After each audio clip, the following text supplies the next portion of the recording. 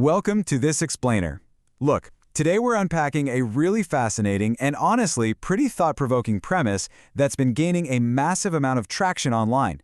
Millions of people are starting to believe that the rapid, unprecedented shifts we're seeing right now in technology, food production, and global politics, they aren't just random historical accidents. Actually, a lot of folks view them as active, interconnected preparations for the arrival of the Dajjal, which is this major figure of deception in Islamic eschatology.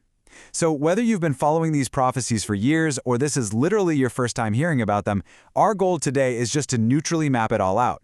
We're going to look at exactly how people are connecting today's headlines to these ancient warnings. Let's get into it.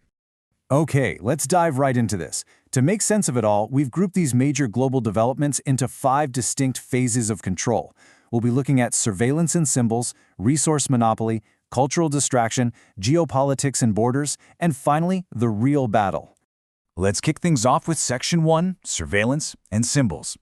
This is where we see a massive global push for digital tracking colliding with some pretty mainstream hidden cultural signaling. Think about this for a second.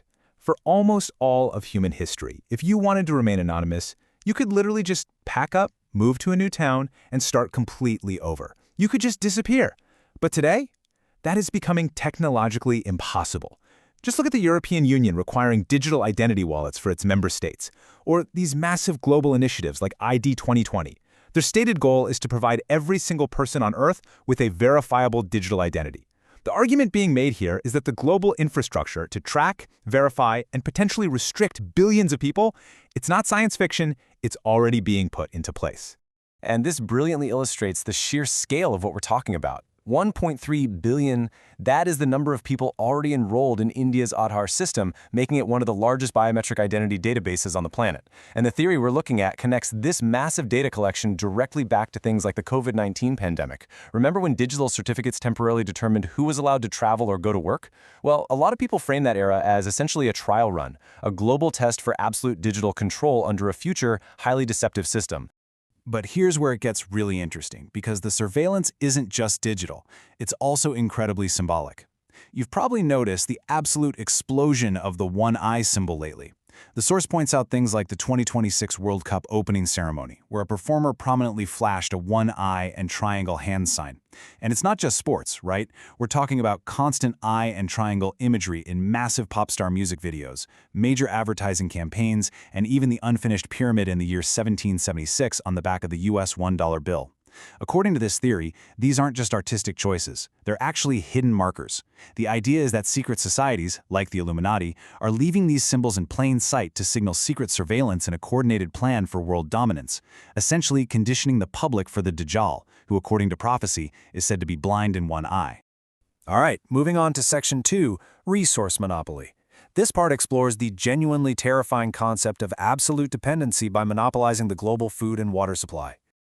To really grasp the foundation of this whole theory, we have to look at a 1400-year-old warning from Prophet Muhammad, peace be upon him. The hadith states that the Dajjal would command the sky to withhold its rain, and the earth to withhold its crops, and those who rejected him would face hunger and hardship. Now, for centuries, the idea of one single entity controlling the entire world's food supply sounded, well, impossible. But as you'll see, modern agricultural centralization is making this ancient warning look like a very real, modern possibility.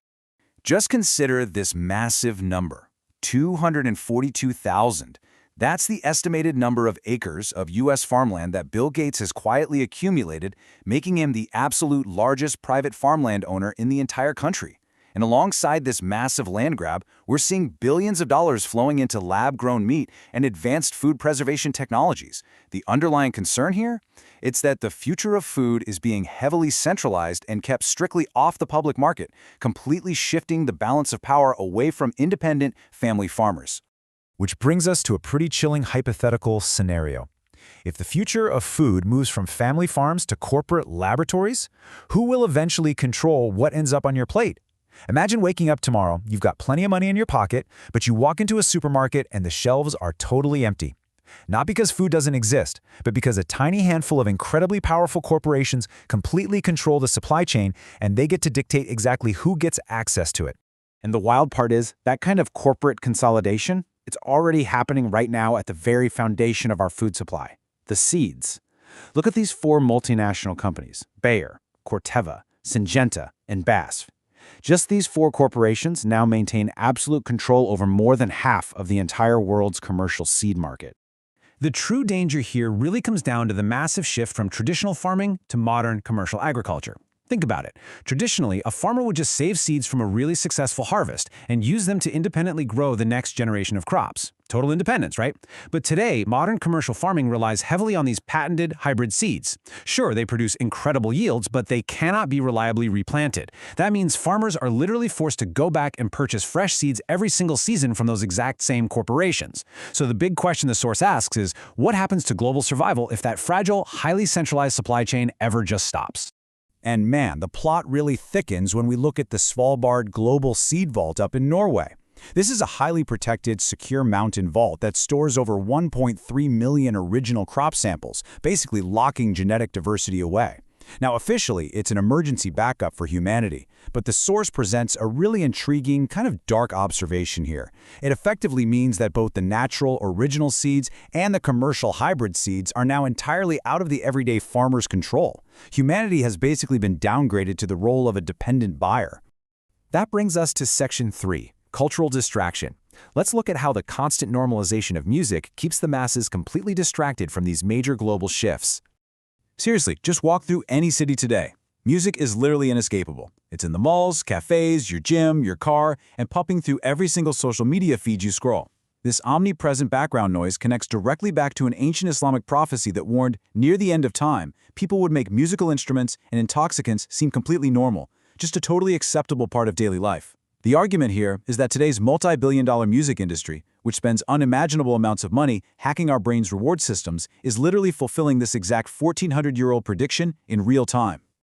So the crucial point here from a theological perspective is that this isn't just an accident. This constant distraction is viewed as a deliberate tool used by Shaitan or Satan. The idea is that when your spiritual heart is constantly filled to the brim with entertainment, it slowly becomes empty of the remembrance of Allah. It hardens. It becomes incredibly vulnerable. The theory argues that before the Dajjal, the greatest deception in human history, even arrives, humanity is actively being preconditioned to be spiritually numb and just endlessly distracted.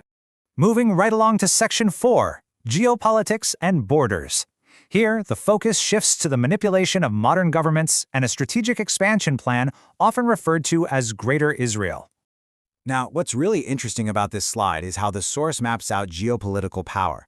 It claims there's a system by design to systematically remove any leader who strongly opposes Western influence or tries to challenge the geopolitical status quo. If you look at figures like King Faisal, Saddam Hussein, and Muammar Gaddafi, all leaders who, in different ways, challenged American or Western dominance, the source argues they were intentionally removed from power. Why? To install compliant puppet governments that won't disrupt these larger global expansion plans. To really understand the mechanism behind all this, we need to trace this geopolitical timeline. It starts back in 1922 with the fall of the Ottoman Empire. That event took a massive, united region and deliberately fractured it into much smaller, easily influenced states. Then, fast forward to 1982, when an Israeli journalist named Oded Yanan published a highly strategic essay basically arguing for the further division of Arab nations. And then we jump to 2020, with the Abraham Accords actively normalizing relations in that exact same region. So the underlying thesis being presented here is that this is a century-long, highly calculated strategy of divide and conquer. And that 1982 essay, it wasn't vague. It specifically named nations to be targeted for division and weakening: Iraq, Syria, Lebanon, Egypt, and Saudi Arabia. Now, you just have to look at the news over the last few decades to see that many of these exact nations have faced absolutely devastating wars, civil conflicts, and political instability. The source presents this undeniable historical pattern as strategic proof of the Greater Israel Plan, a coordinated effort to weaken surrounding states to ensure absolute regional dominance. And this geopolitical focus aligns incredibly well with theology. Consider the historic region known as Asham. This area encompasses modern-day Palestine, Syria, Jordan, and Lebanon. Now, authentic hadiths directly cite this exact geographic area as the absolute center stage for major end-times events, including the appearance of the Dajjal and the return of Isa or Jesus. So, whether you personally believe in these prophecies or not, the source makes an impartial but very compelling point. The very region prophetically designated for these events has undeniably become the absolute center of global attention and conflict today. Finally, we arrive at our fifth and final section, the real battle. This is where we distill the ultimate takeaway from all the profound claims and data we've just unpacked. And we're going to leave you with this pretty provocative question. If the prophecies were meant to prepare us rather than frighten us, are you preparing your heart for the greatest deception in history? Look, understanding the push for digital identity, massive resource monopolies, and shifting borders, that's all really important. But according to the source, it's ultimately secondary. The core message here is that ancient prophecies weren't recorded to cause a panic. They were given to us as a manual for preparation. If the true deception of the Dajjal relies on a distracted mind and an empty spirit, then the ultimate battle isn't going to be fought over land or technology. It's going to be fought right within the human heart. Thank you so much for joining us for this explainer. We really encourage you to keep questioning, keep learning, and deeply consider the forces shaping our world. See you next time.